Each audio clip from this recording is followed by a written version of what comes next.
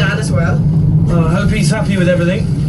Not doing a tour of inspection, just helping Henry settle back in. So, you enjoyed yourselves? Oh, Tom, it was lovely.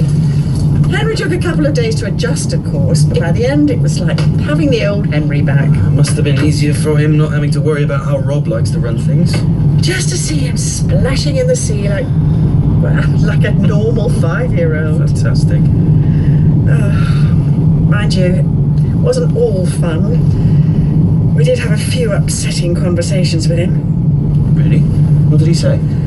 Well, no, it's more we didn't want to waste the opportunity. How do you mean?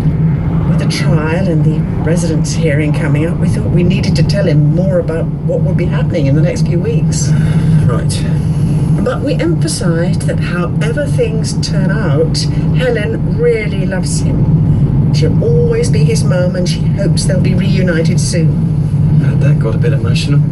We tried to hide it from him, of course, but yes. And do you think he understood? I think so. I hope so. Anyway, how have things been here? Oh, you know, we survived. More than that, looks like everything's been ticking along very smoothly. Well done. It wasn't all down to me. Neil and Jazza have really pulled their weight, and Kirsty was an absolute lifesaver. I honestly don't know how I'd manage without her. But you've got to take a lot of the credit, Tom. I'm sure the reason things went well is because you were in charge. I don't know about that. No, really. It was only because we were confident about you that we felt able to go away. We knew you wouldn't let us down. Well, no, of course not. Not long ago, we were so worried about you. Don't remind me. And the whole future of the farm. But now, well, look at you, taking it all in your stride. I am really proud of you. Thanks, Mum. And I know Dad is too. I can't tell you what that means to me. Oh, and I've got some news from the Nuffield people. Yes? I've got an interview. Oh, Tom, that's wonderful. Yeah. Isn't it? Of course. It's a bit daunting too.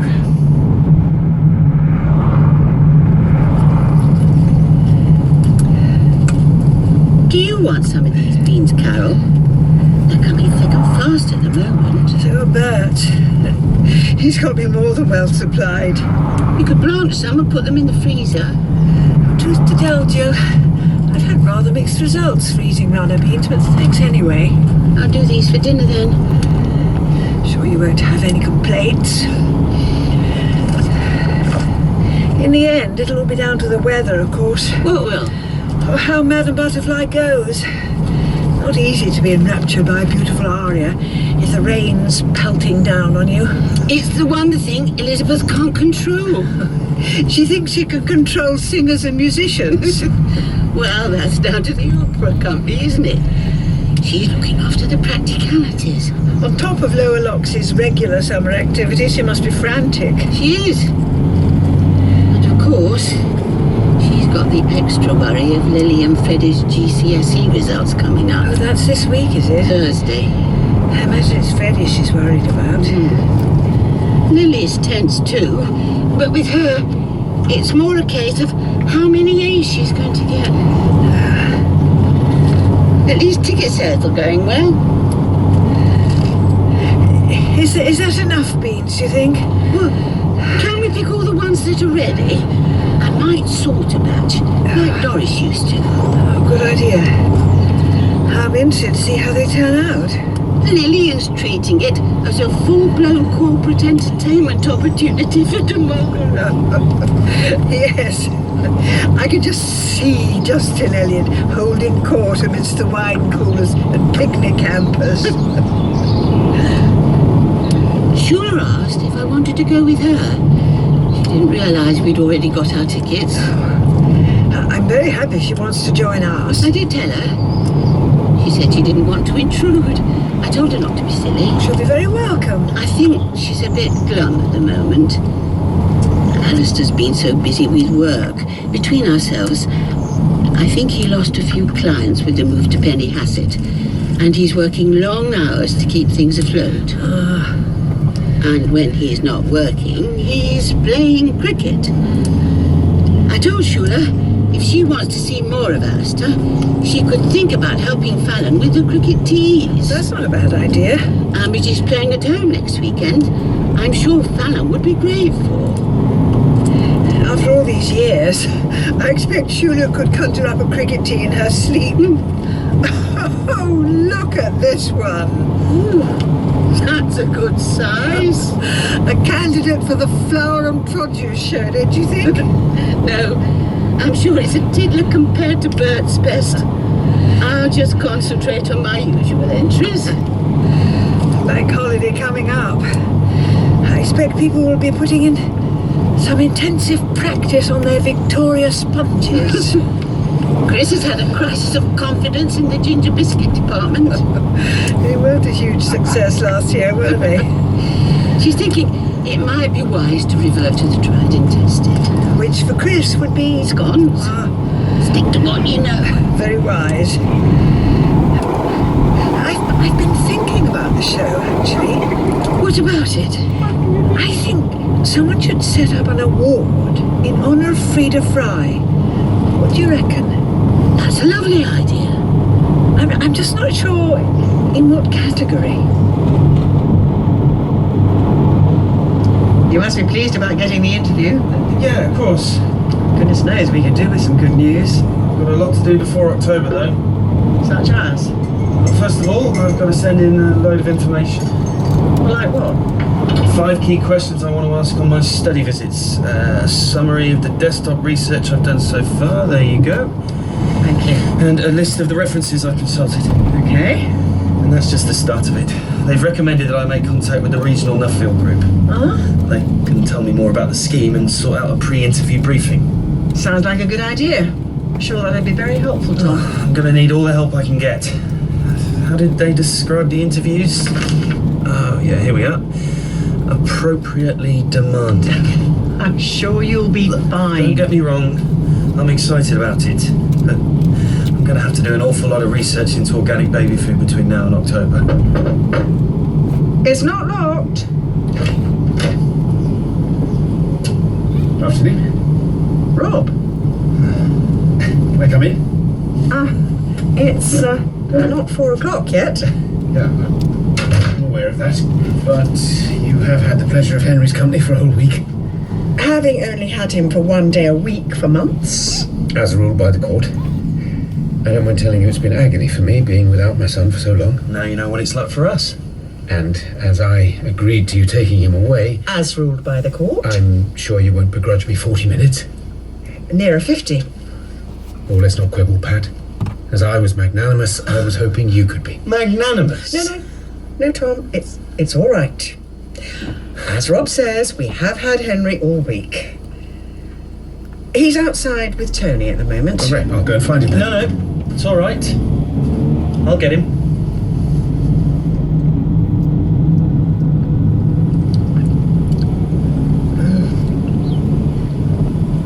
Delicious lemonade, Jill. Would you like a drop more? Oh, go on then. You deserve it. I'm not sure what for.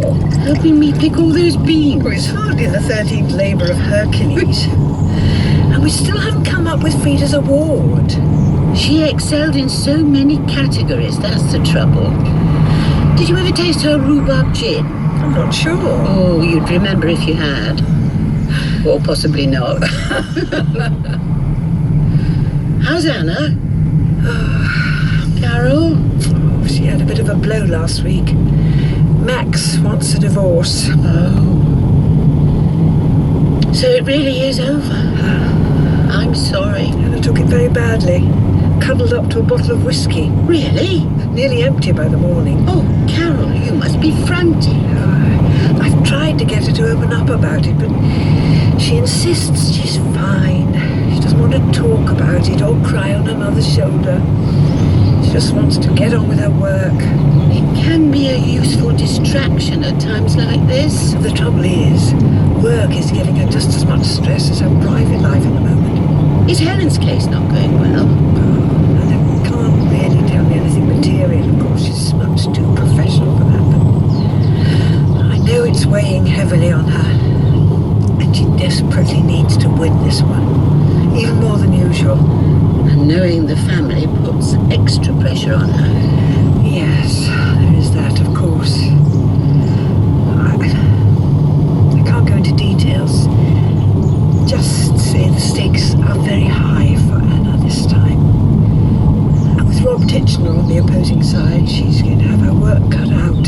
He's always so plausible, isn't he? Handsome, charming, used to getting his own way. Let's just hope that doesn't happen this time. Yes. For Helen's sake and for Anna's.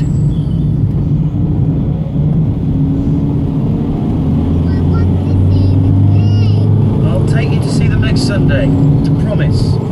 You can help me feed them. I want to see them now. I know, Henry, but Rob's here. No. You've got to go back. He's to very the unsettled, isn't he? He was enjoying being back here. He's enjoying himself. Henry, quiet now. Good boy. Now come and give your dad a cuddle. And what do you say? Hello, Daddy. Hello. I've really missed you, you know. Now, that's what happens when you disrupt his routine, Pat. But he'll be fine once he's back in a loving, stable household. I can assure you he's We'll been get getting you plenty straight home, old chap. I've got lots of news to tell you. Where's his bag? in the car. Oh, well, get it when we go then. Yes, Henry, I've got lots to tell you all about my new job. New job? What? Oh, yes, I'm going to be working for Damara. Damara? Doing what? Well, it's a senior role, supervising their agricultural holdings, but I'll be based here. When did this happen? So, Henry, Daddy is going to be working very close to home. Won't that be nice?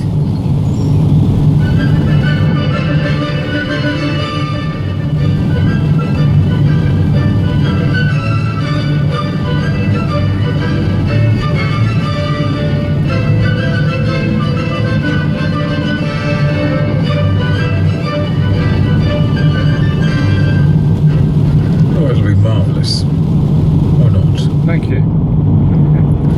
This is BBC Radio 4. Now, in a programme recorded at the Edinburgh Fringe Festival, Fred Macaulay looks back at the political summer of 2016 and assembles a gaggle of top comedians to ask,